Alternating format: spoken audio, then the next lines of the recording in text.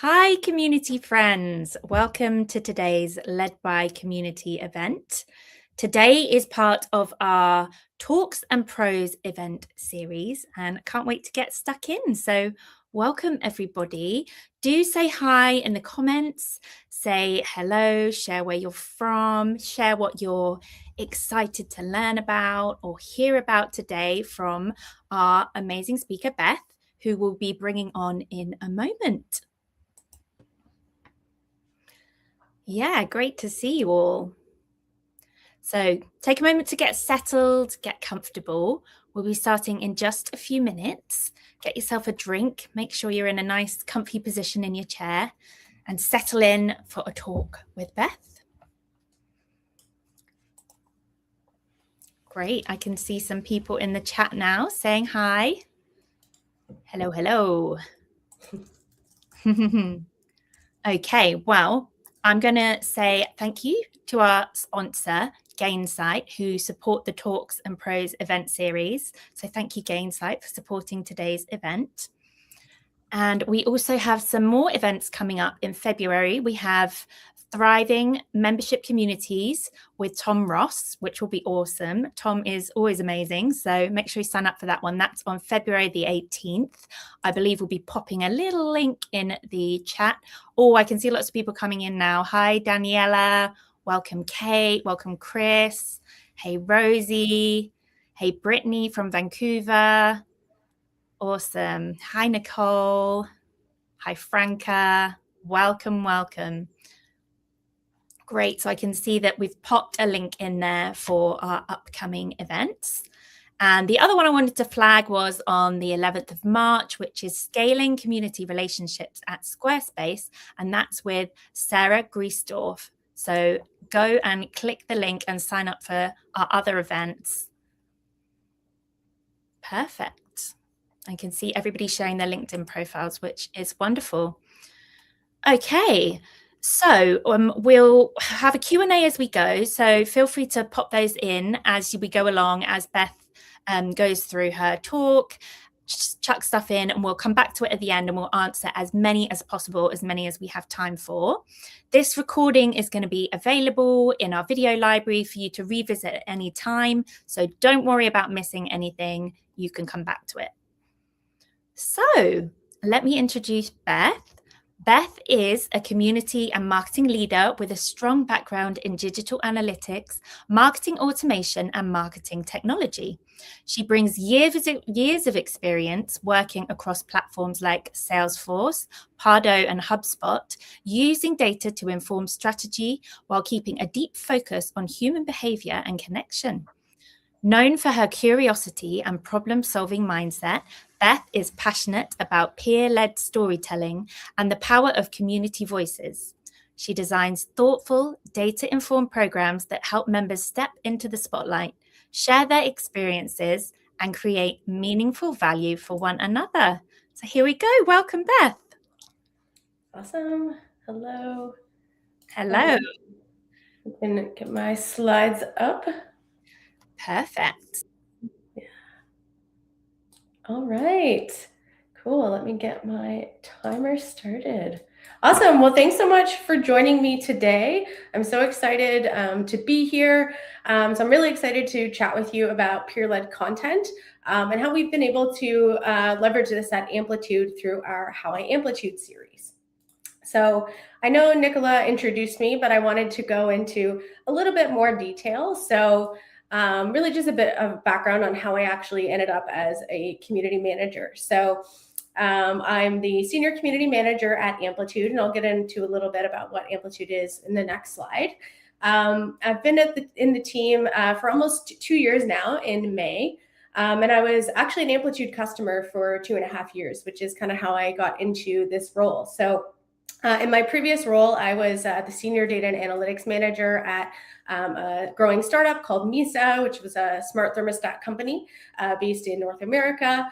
And I was actually an early member of the Slack community that we spun up just shortly before I joined. I was an early member in that community, going in there, asking questions, sharing my expertise, and really just got very involved within the community. And so they were looking to bring somebody on, and I was a subject matter expert. And so that's how really I was able to get into this position. And while this is my first role as a community manager, I've relied a lot on communities throughout my career. I've typically worked in marketing at smaller stage startups, and I've been really learning things on my own as a team of one a lot of times. So I've relied a lot on communities, and so I've seen the value on the other side. And so it was very cool for me to be able to join an organization and a product that I was really passionate about, and to be able to give back and help enable users on the other side of things. And just to give you a little bit of background on what Amplitude is, and just to kind of level set on what we provide here in the community. So we're an AI analytics platform. And so there's sort of three elements to that. We, at that sense level, we really help customers collect data, have guardrails to keep your data clean, accurate, and organized. Then we have this decide layer where we offer product analytics and marketing analytics on the quantitative side. And on the qualitative side, there's things like session replay and AI feedback capabilities to bring in all of your customer data feedback from different spaces. And then we also have this act layer where we can actually activate that data and do something about the findings that you're seeing. And it's all really about how users behave within your platform, whether that's web-based or app-based, and really just to give you a better sense of how users are moving through your platform. So now we'll get into just a bit of an agenda. So what the session will look like today is a little bit of an introduction on the community itself, and an overview, why peer-led storytelling works, and what it looks like and how to get started. And then we'll wrap things up with a Q&A. So if you have any questions for me, definitely keep those for the end, and we'll dive into those things. So at a high level, the way that I like to think about our community is within these three pillars.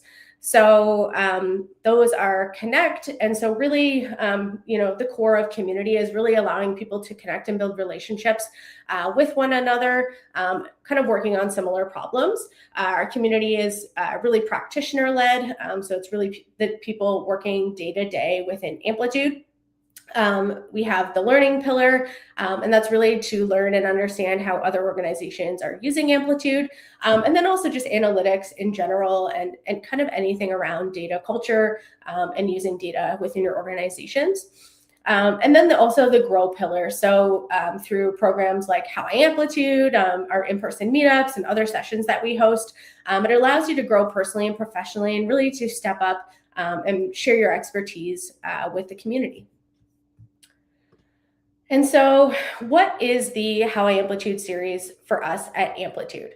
So it's a monthly peer-led webinar series where practitioners share how they actually use Amplitude in their day-to-day work. So we feature people across different roles, different industries, product types, stages of maturity. And really, we're just trying to show what the art of the possible is with our platform. So there's lots of different ways to approach your analytics. It's really customizable. And with that comes a bit of complexity in how you can set things up. And so being able to hear from other people and how they're using things, it's really helpful as you're getting set up, if it's, your first time using a platform like this. And so the way that we really approach this session is it's not about, having perfect outcomes and all of these big shiny numbers. And while those things are really nice to see, we really like to show people at different stages of their journey with Amplitude. So, people who join the community want to hear from people at different stages and really relate to the stories. So if we're just showing, these really extensive success stories, people don't always relate to that. And while people want to know what they can strive towards, they also want to feel that they can relate to folks as they're learning here. So it's really about like the decisions, trade-offs, and like all of the context within that experience. And we find typically that, traditional case studies will often focus on the outputs and the numbers and things like that. Whereas this, we're really trying to get at the how and the actual like tactical things that people are doing to get the outcomes they want. It's really about like how they're leveraging the platform and less about just like, hey, we achieved, X number of adoption or things like that. And so it's really about these like real stories from practitioners, all the use cases around that, and then really that element of like wins and challenges. So when I first joined the community, we actually used to offer a 30-minute call to anyone that joined our Slack community. And this was a really great way to meet our members, to really, have a sense of what they were looking to get out of the community. And we ended up doing hundreds of calls with our user base. And so this gave us a lot of insight into what they were looking for. And a couple of trends emerged through those conversations. While people were at, different levels of expertise, they've maybe used Amplitude at several companies before, maybe they're brand new to it, they're not an analyst. But the biggest things that we were hearing from our customers is that they don't know what they don't know, and they want to learn something from somebody else and what they're doing.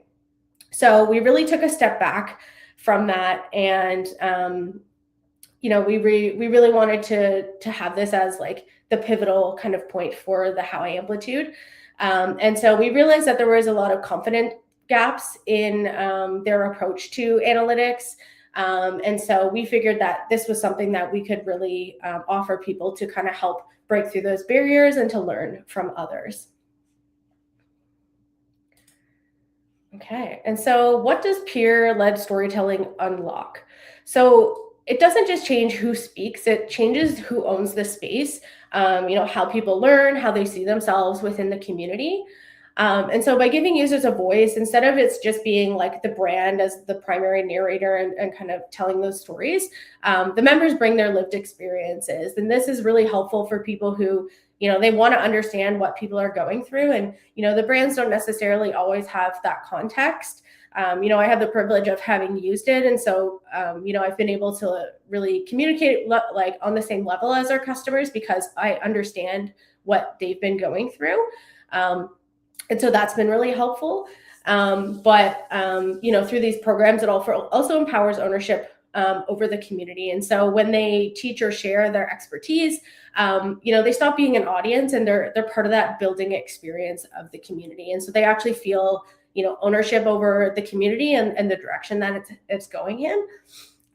This contextual learning, so the peers, they don't just share what worked. Like, again, it really comes back to those challenges, the struggle they've had, the mistakes. And, a lot of people will join the community because they want to fast track their learning. They don't want to make those same mistakes that people do. So they want to kind of hear like what issues did people encounter, how to avoid those things. And so that context is really helpful. And then, at the core of community, it's really about belonging and identity. And when these members can see themselves and other people leading these conversations, it really shifts that identity in the space. It stops feeling just like this broadcast to the community and starts feeling like a shared home, like they actually are participating in this broader group. Okay, and then taking a step back, like why does peer-led storytelling work? So, I talked a little bit about this with like the case studies, but kind of the problem with brand-led content, there's a time and place for these things, but this content tends to be like really overproduced, really polished, and it's not necessarily the kind of content that, our users want to see in the community. These typically focus on, outcomes and the what and kind of the end results. And what this program tries to do is really focus on that how and the tactical things that went into the outcomes that they're talking about. And so the other piece here, so stories over documentation. Of course, as a technical product, we've got technical documentation. That's obviously a large part of using a platform is understanding just how it actually works. But what those things often miss is like the use cases behind it. And so as humans, storytelling is very important for us to understand and conceptualize things. We learn so much better through this narrative and actual like emotional connection with people. It's a lot more relatable. And it just sticks better in your brain when you're hearing those things from other people. And especially for complex and technical topics. So, a platform like Amplitude, we've made strides on making it easier to use, and it has improved in that way. But, I think it really comes down to your role. If you're an analyst and you work with data all the time, super easy to go in, make a chart, get your insights really easy. And these are becoming, even easier as we develop more AI capabilities within the platform. But, if you're a marketer and you're expected to go in and use Amplitude, it's like a very self-serve product. But if you've never used event-based analytics before, or had to think about some of these things, it can be really overwhelming to jump into. So, this is where stories and use cases can really help people understand how to actually apply those learnings. And so I like to think of this as a flywheel. So kind of starting at the top, you have your stories. By sharing these stories and communicating one-on-one with your members, you're building that trust and safety within that community. And then once that safety and trust is built, you're going to see more engagement because people feel more comfortable and confident to participate in there. And then that's going to fuel more stories. And so, you'll often see people sharing despite not having all of the answers. And this really comes down to that like trust and safety. I think the hard part with building communities is kind of like in those early days, people don't necessarily know like what the expectations are or if it's safe to ask questions. And I find too, like in a technical product community, people don't want to look dumb or they're asking really simple questions. But it's important because everybody starts somewhere and they need to be able to learn from those experiences. So by seeing other people sharing these stories, it empowers other members and really fuels itself. And so I definitely see this as like a flywheel, that the more that you can incentivize and encourage people to share their stories, that's going to encourage other people to share theirs as well. Okay, and so what are some signals to know that the stories are actually landing? And so these are more kind of like qualitative signals. It's not necessarily about like vanity metrics, but you're going to see things like better questions. So they're really going to be formed around use cases and less about like, hey, how do I use X feature? It's more like, I want to have this insight. How do I get that? And so you'll just sort of see different framing around those questions. They're likely also going to be referencing these stories that you're sharing in the community. So this collective knowledge of like different use cases and experiences, those are going to continue to build on past stories. And so, instead of somebody just being like, hey, I'm trying to do X, Y, Z, maybe it's like, hey, I heard Beth share this use case in How Amplitude, and I'm trying to do this at my organization, but I've encountered XYZ challenge. How do I approach this? And so you'll see like people building on these other stories. And really they're just like referencing each other's approaches, and you're seeing that collective knowledge start building in the community. You're also going to see member validation. So, I find with a lot of these sessions in the chat, like there will be people who are like, yes, like we're experiencing this struggle too. How are you dealing with this? Like, it's just really like validating what they've seen and meeting each other at the same level. Like, hey, there's somebody who struggled with this too. I can really relate to this and learn from them. And then increased confidence. So it's really more members volunteering ideas, opinions, experiments, like really coming back to that like trust and safety aspect. And then also like with that trust and safety, people are starting to share more ideas as well. If they don't even necessarily have the answer, they're like, hey, I'm trying these things. Maybe you can give this a try as well. And I know these questions will probably be for Q&A, but yeah, the stories. So our series is really typically about the product itself. Sometimes it's a bit more abstract. So it could be things like, building a data culture in your organization. So it could also be like not necessarily like super tactical about Amplitude, but typically the use cases are around like data itself, experimentation, data culture, those kinds of things. Okay, and so I'm going to go into a little bit of detail on like what this program actually looks like for us, how we actually operationalize it, and then give you a bit of a framework that you can work from as well if you're looking to do something similar in your organization.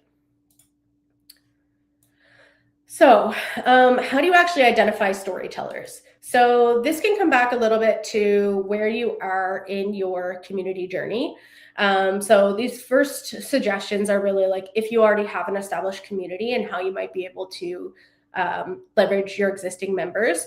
So we do this in a couple different ways. So we use Tightknit on our Slack community, which can help us see a leaderboard, and then also folks who are becoming more active as time goes on.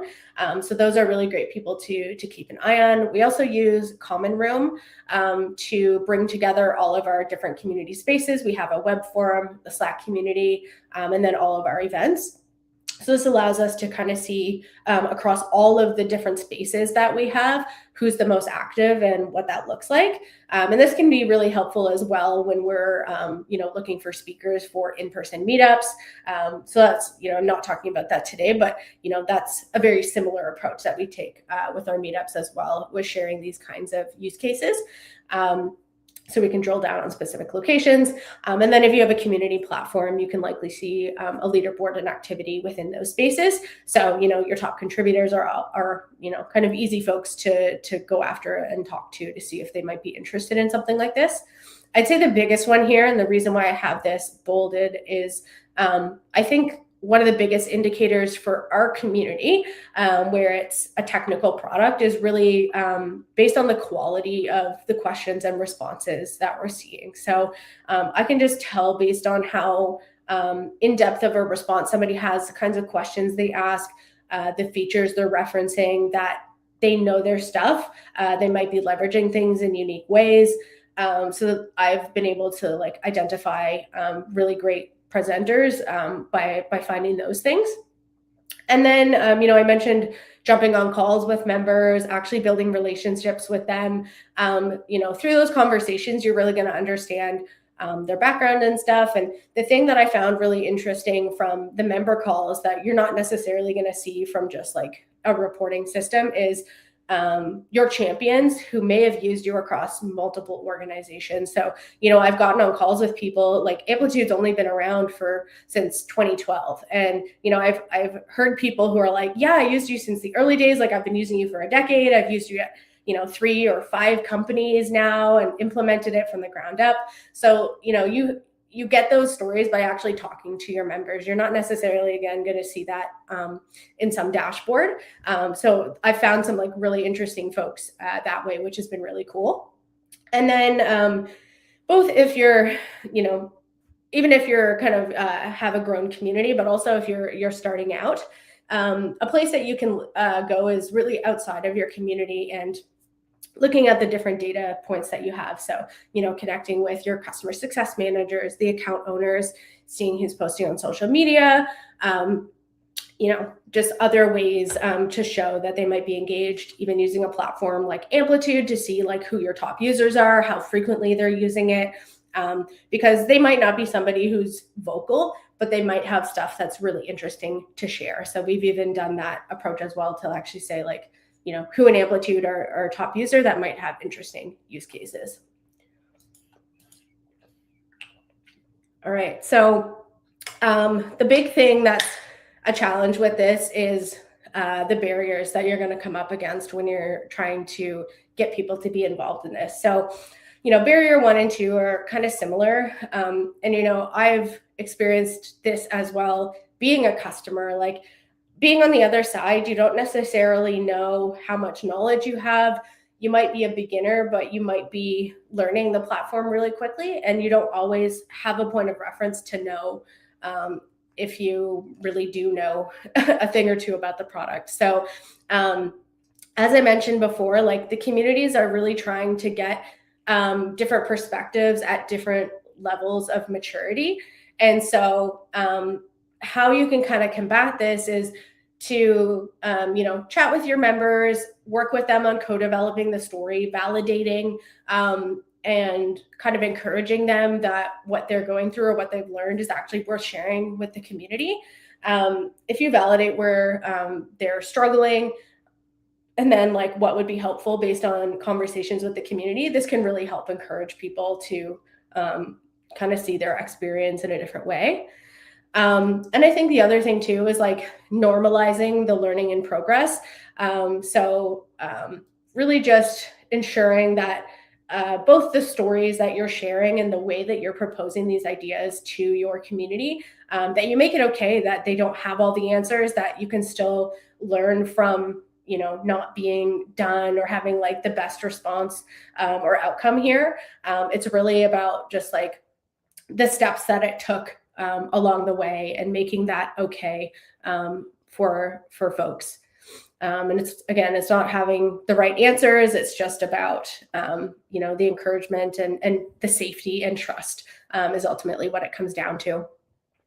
And then the lack of time. So building frameworks and resources and examples that your users can use are extremely helpful. So I'll talk about this in the next slide and what this looks like for us. But this has been super helpful to give people a point of reference, because if someone's never done anything like this, they've never watched a session, it's really scary for them because they don't know what's involved, what good looks like. And if you can paint that picture for them, it makes it a lot easier to do those things. So I'll get into that in the next one. Okay, and so what this looks like for us. So member outreach, this could be 1 or 2 steps. It kind of depends on the process. So this could look like, a broad call out in the community where you're saying like, hey, we have spots available over the coming weeks. Would love for you guys to opt in if you have any ideas. This one I find can be less effective because it goes back to some of those barriers where people judge themselves. They don't feel like they have a good enough story. So I found it to be most effective by having direct outreach to different individuals. So this can take more work sometimes because, you actually have to have a conversation, but I find the stories end up developing a lot more naturally, and people, they also feel, what's the word? I guess maybe special a little bit, that you've like noticed them and that you've invited them along into this type of thing. So that's been really cool. And then also having an inbound application form on your website. So if people do find these, they're looking at the recaps, they're interested, and they're like, hey, I've got something cool I'm going to share.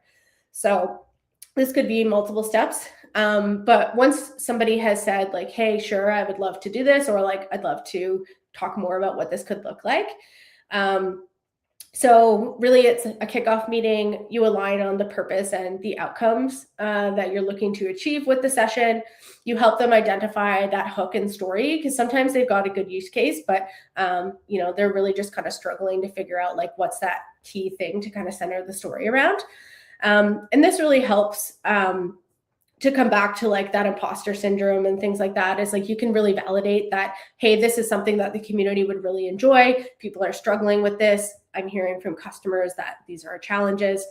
And then once you've decided on that they're going to go ahead with this, this is where you can share those frameworks and examples. And so what those frameworks and examples can be is maybe you have a template that they can work from.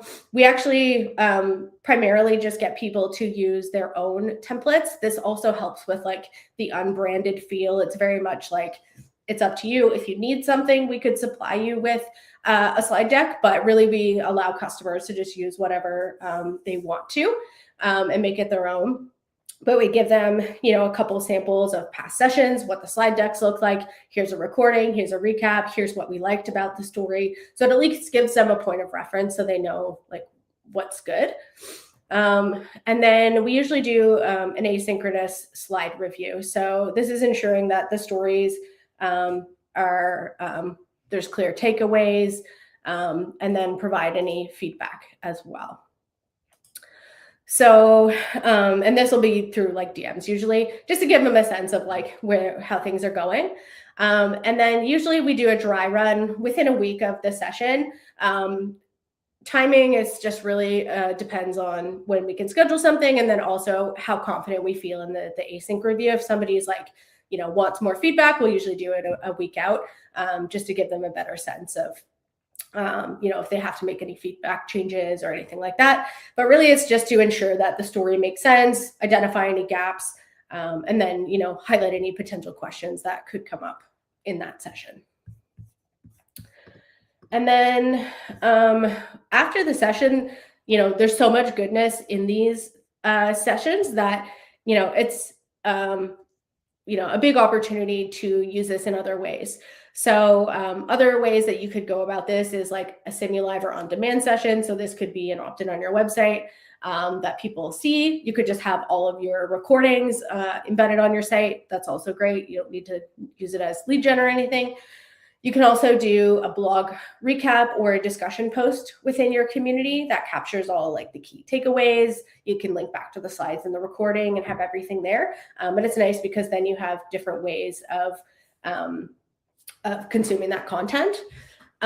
You can also have short clips of the video, and this can be used in lots of different ways. So this could be used in emails, social media posts, YouTube videos, tips and tricks, all kinds of things. Video's huge right now, and we're seeing even more of that, especially like user-generated content. So this is huge. Newsletter feature, post-session AMAs. So these could be like synchronous or asynchronous. If you've seen like a really good topic that was just like tons of questions, maybe you didn't have enough time for your Q&A. These are signals that you can, use that content in other ways. Maybe feature that person again and do something different. And then also, these are great for like internal learnings with your team. So, if you have CSMs or salespeople, maybe they've never used Amplitude before. And so this can help give them a sense of the different use cases and how customers are leveraging the platform. So this has been, really helpful for people to understand those things as well. Okay, and then resources to get them started. So we have a one-pager that gives an overview of the series. So really like what's the vision, outline these things and document them. How frequently do you run the sessions? How long are the sessions ran? What's the purpose? Who is the ideal persona that you're presenting to, and what are the outcomes you want? Then I mentioned the frameworks and resources being really important. So any templates that will help them develop their story, or some guidelines to help them out. And then also topics of interest. So if you know within the community that there's certain things that come up that people are always interested in, these can help guide the stories that you want to tell within the community, either that you're choosing people based on the things that have come up, or if somebody is looking for a specific topic they know that they want to present, they can kind of pull from this topic bank. So that can be really helpful as well. And then before I kind of wrap things up, so, even, I'm talking about these frameworks and templates and all of these things. And, maybe even you as a community manager, you're like, oh man, like all of this stuff seems so overwhelming. Like I got to have all these things in place. But at the end of the day, like people just want to hear these stories. And so I think just taking a step back, like who in your community already has a story worth telling, and how can you get people to learn from them? Even if you just go on, a call with your community, super open-ended, you just have kind of like an AMA style, just a group conversation, it's easy to do that as well. And, that's how you can kind of build on these things and get to a place where you have a bit more structure. But even just starting simple with something like that, maybe even just a discussion post within your forum. So it can be really easy. It doesn't have to be complicated. But just starting, I think, is really key.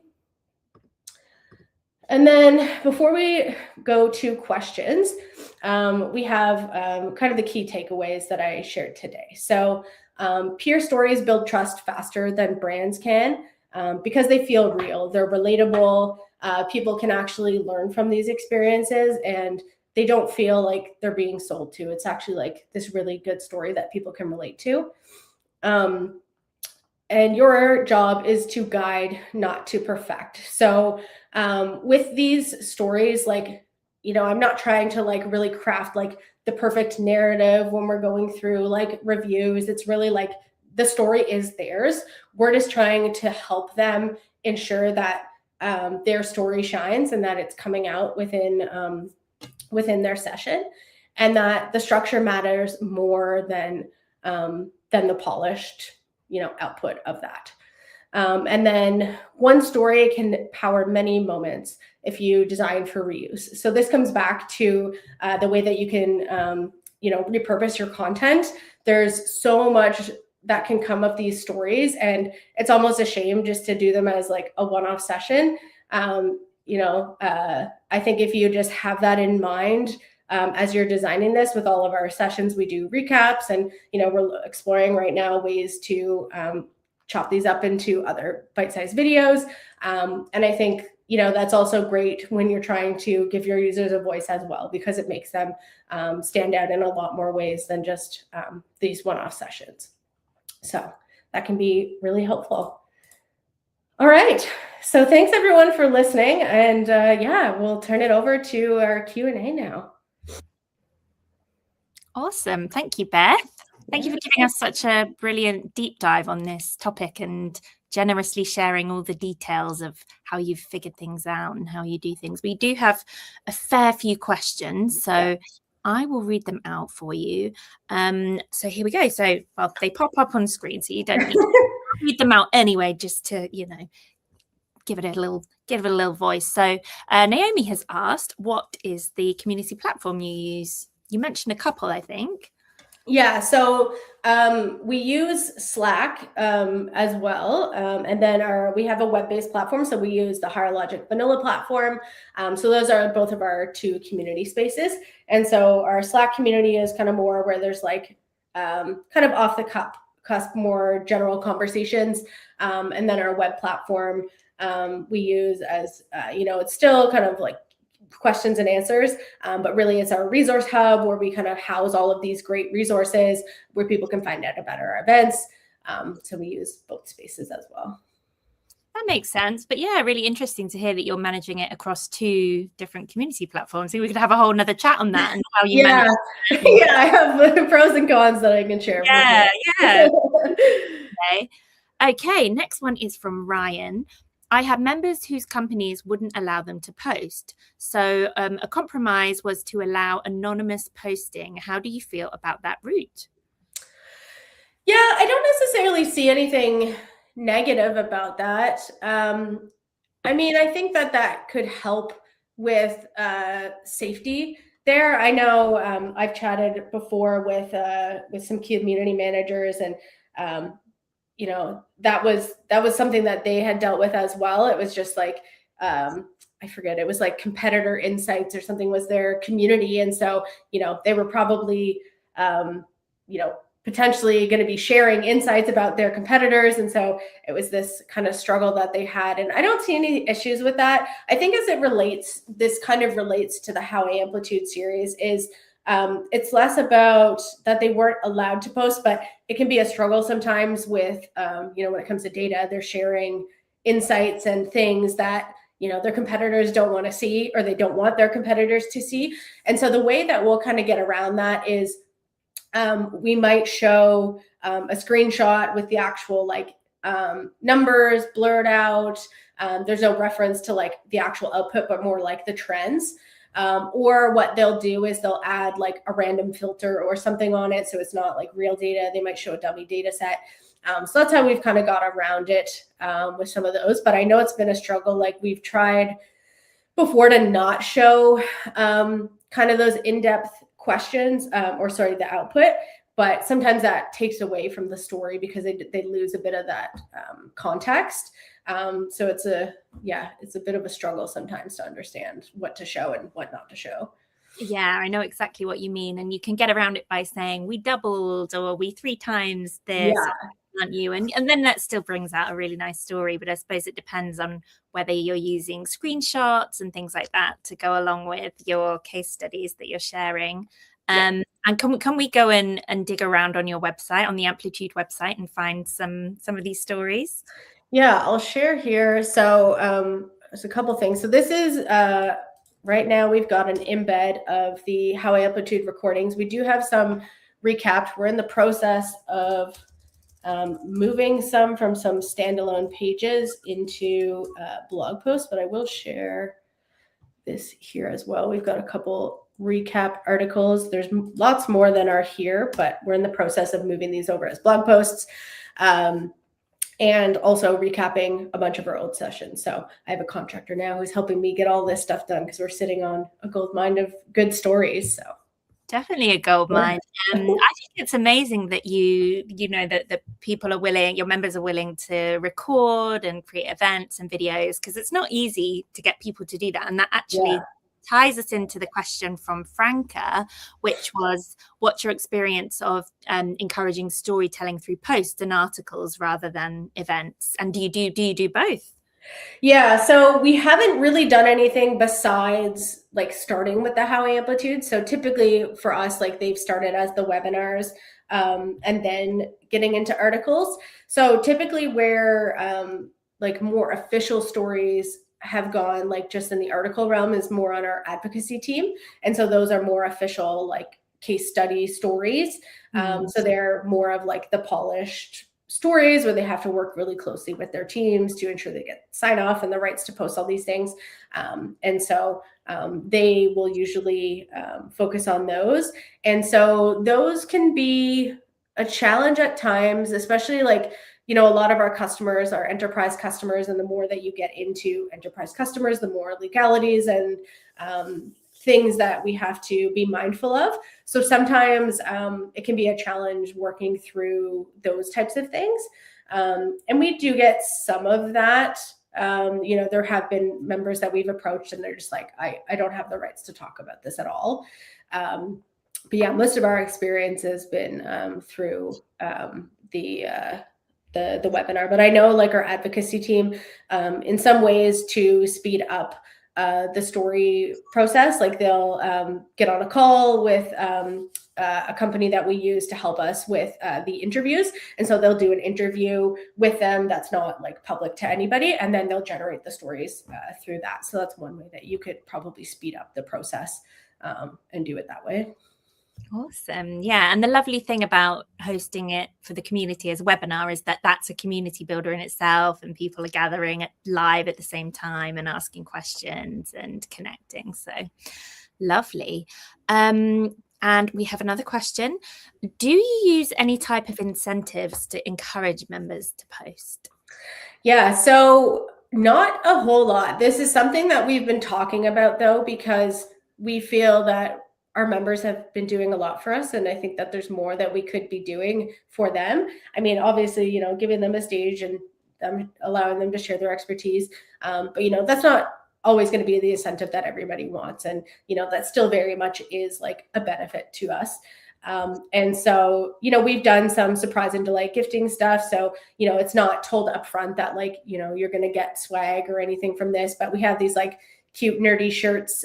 So we have stuff like A/B test or eat, sleep, A/B test, repeat, like some nerdy like phrases around like data and analytics. So, you know, we've after the fact been like, thanks so much for attending our session. It was great. You know, pick a shirt out of our swag options and we'll send you that. So we have done some surprise and delight stuff with that. But we do want to do more in terms of like gifting and kind of thinking about like, what are those bigger incentives for the community. Lovely. Well, everybody loves a bit of swag. And again, it is a community builder, isn't it? If you see people out and about with the branded items on, it's awareness, community building all rolled into one. Perfect. Amanda has asked if you have any tips on simple video editing tools. And I suppose the question is as well, are you editing things yourself? Are you sending them out of house? Yeah, so honestly, this has been like pretty low lift because again, it kind of comes back to that like unpolished sort of stuff that we've talked about. So we run our sessions through Zoom. And so it would be very much like the screen share with the little speaker in the corner. So really our videos are just that. We've done, just some basic like slicing of the start and the end to ensure timing and stuff like that. But honestly, we haven't done a whole lot in terms of like refinement there. And I know like, other types of things like this, like an official brand video, we have a brand team who does those things. But on the community side, we've taken like a pretty like unpolished approach to our stories. Nice. I like that. And I think that I think these days in general, but especially in community, you can get away with that sort of rough and ready, chuck it out there. And it almost makes it feel more authentic, especially now with everything feeling too AI and too polished. I think it's, just gets it out nice and quick, doesn't it? If you do it like that. Great. Well, we had another question around if you were building a community from scratch tomorrow, what would you do in the first 90 days to seed a storytelling culture? Ooh, that's a great question. I definitely think in the early days, like you have to do a lot of the questions yourself and like really like moving the community forward. And so I think I would probably just be mindful of like the ways that I'm asking questions and really trying to ask them about their use cases. So I'd probably, probably through talking to the community, I would try to understand probably what some of their challenges are or where they're struggling, and then use that to like frame questions for the community and ask like how people are approaching these challenges. And then probably similar to what we've done in terms of like direct outreach, like if there's somebody who has a lot to share within those posts, or they're always commenting, maybe reaching out to them directly and asking like, hey, would you want to do an AMA or like how I Amplitude or whatever the focus is, and then start there, and then trying to just build off of those things is probably where I would start. Yeah, lovely. It's like you shared at some point during your presentation around just looking out for those kind of early adopters and users, those early super users. And it can be as simple, can't it, as just getting somebody on a Zoom call and recording a chat. And it can be 5 minutes, totally low pressure, totally small steps at the beginning, can't it?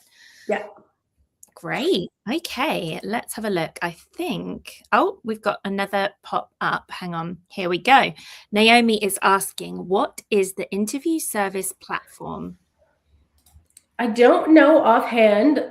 If you want to message me on LinkedIn, I can definitely get it for you. I know because our advocacy team referenced it a couple times. I can probably even search like internally, but I don't know off the top of my head. But if you want to send me a message on LinkedIn, I'll just share my profile here. I can find out for you. Perfect. So Dan is asking, are there other additional tools to help manage an ambassador program and tips and tricks? Yeah, so funny enough, this isn't an official ambassador program, but it's something we're actually actively in discussions about. So we have an advocacy team and we're looking to create a community ambassador program. So we're thinking through right now how those things work together instead of taking away from one another. And so we're likely going to be using our advocacy platform for that. And we're in the midst of rolling that out. So Zealot is the platform that we're going to be building that out on. And there are like different missions and things in there that we can set up for folks. So if we want, people to post a story or a review or do something, we can actually set those up within the platform, and they can assign missions to certain customers. So depending on like if they're an ambassador or an advocate, we can set different missions for different folks. You can, do badges, points, like all of the gamification stuff. And so the other thing we're trying to figure out now is like how to ensure that that's not like a separate experience from our community experience, because obviously there's gamifications and points and things there. So we're just thinking through like the bigger strategy there. But yeah, those are some things that we're looking at. I know a lot of people use Slap 5 as well for advocacy. So yeah. Super interesting. When that one's all up and running, you can come back and tell us. Yeah, I'll do a new session on that one. That'll be a whole nother session. So Ryan has said that you mentioned repurposing videos. So are you using editing software? Well, I suppose you mentioned that your marketing team take care of bits that go out. So we have not yet done the video clips for these. We have with a different session we run. So we do an office hours session. We haven't been doing these internally. We've actually been using a contractor who's a YouTuber. So he and his team will do the video. So it's kind of the same purpose. Like we just have like an hour long kind of office hours where it's like Q&A and tips and tricks. And so same kind of idea here. Like we would have we'd identify questions that would be really good that we'd want to have on our like YouTube tips and tricks. So then we put those in a spreadsheet, and then our contractor will basically edit those things to take out like the ums and ahs and consolidate the video and make that more polished. So I'm not sure what they're using, but we do use a contractor for that. Perfect. And Dan has given a shout out to Opus Clip for video editing. And I use good old Canva for video editing. It's pretty all right. There's lots of great tools these days. So Kate has asked, are the community stories focused a bit more on the end user rather than the company using them, if that makes sense? I suppose so. Are they on the member, the individual using the tool rather than what's the company getting out of the tool? Or do you highlight both? It's a bit of both. So it is very focused on roles. So like for example, there's been one of our customers in particular, there's been 3 different people in their organization that have done How I Amplitude sessions. And it is ultimately about like the things that were outcomes for the organization, but it was specific to their role. So we had someone who was like a product analyst focused on retention. And so she shared about like, the different things that she did within Amplitude to be able to get these findings that were specific to her role. So really it is about like celebrating the users and the work that they did. But ultimately we do mention the company and where they're from, and that's always part of it. I think we probably could anonymize it if needed in some situations, because in some cases it's very much like, hey, I work with experimentation. I built this framework for my company, regardless of what company it is. This is what I did and how it's being used at my organization. So we could probably, in a lot of cases, like take the company out of it. But yeah, it's very much like the member and how it pertains to their role and like what they did and got out of it.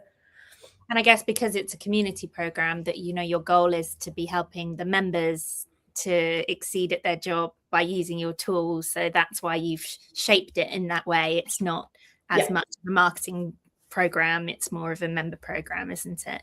Yeah. Okay. So Ryan has asked, let's do this one first then as it popped up.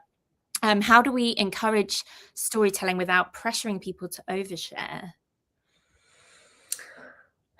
I can't say that I've really experienced that. I don't think there's been a hesitation of like oversharing. I think it's been more like the hesitation around like privacy and like what they are or aren't allowed to share. So I think it's been that. And I think it's like also been just that encouragement of like, I don't know enough, like who am I to be on here doing this webinar to saying like, oh, I did this, this, and this. And it's like, it's not necessarily about that and you being this person who's achieved all these things. It's really like the story behind it and how people can learn from you. So yeah, it's more that. Do you ever struggle to find people to take part, or do you sort of what's the frequency that you're putting them out? Yeah, so we're doing them monthly. At one point, we were doing them bi-weekly, and then we scaled that back because it's hard. Like, there's only so many members, so we were like, just to ensure that we can keep up on things. I would say, yeah, sometimes I find like, I might have them planned months in advance. Other times it's like, I'm kind of planning the next one as the last one finishes. So that's the thing that I'm trying to figure out now is how to make it a more proactive thing that people will raise their hand, and we always kind of have this like pipeline of people. I'd say like we've had good success with direct outreach, but then we get ourselves into the situation where it's like, okay, now I need to like go and do more outreach. So I'd say that's where I need to figure out how to scale it a bit more, and then maybe it's through some of these like incentives and things like that. But we've had almost 50 people on, well, 50 sessions. We've had a few people who've done a few sessions. So probably like 35, 40 people who've gone through this. So pretty good. Yeah, that's amazing. And I think anything in community building, when we're asking members to do things, or direct outreach is always so important. And so often the way we have to do things, even, even best intentions, we don't have people queuing around the block. Not all. Wish we did, but we so often don't. So great, we've got 5 minutes, so let's keep going these questions because they're still coming in. So amazing. How big is your community, and are you segmenting any of the videos? Yeah, so our total community with all of our event signups and everything, we have almost 36,000. So pretty big, but in our actual community spaces, so our Slack community is about 6,000, and then same with our web forum. And so, and interestingly enough, so typically we're actually promoting these series as well to our broader user base and not just the community. And it's actually allowed us to build the community more because people will hear about our sessions through marketing emails, then they attend the sessions, then they get the follow-up to be like, hey, we have their community. You should join to learn more about these things. So it's actually been a great way to grow the community. But yes, we do segment these to different groups. So actually I use Amplitude to create the cohorts and the segments of who I will send this to. So within Amplitude, I can create a cohort based on user profile information as well as like their behavior within the platform. So if I have a session that's like, about our experimentation platform, I might target people who are using the experiment features, or there may be a marketer or something like that. So usually I'll think through like who's the most ideal user for this. In some cases, people will write and they'll be like, hey, I would love to hear the How I Amplitudes. Like I haven't been getting the emails for it, but it's because we've been doing more behavioral based targeting. But at the same time, like we don't want to email everyone everything if it's not going to be relevant. So we try to also do a mix of like, okay, if you've signed up for our community emails in the past, you'll get the emails, and then also kind of layering on the segmented groups as well. Awesome. Thank you. And we are down to the last few minutes, but I'm going to throw in this quick fire one from Sue, which is a general community building question. So what is the most misunderstood thing about community building? Oh, interesting question. What do I say about this?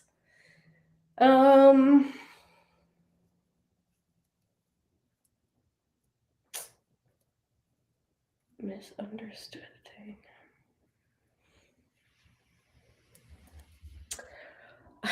I'd say, well, I don't know. From my perspective, it's interesting because like if I think about it from my company's perspective, I think sometimes people just see it as a channel as opposed to a strategy.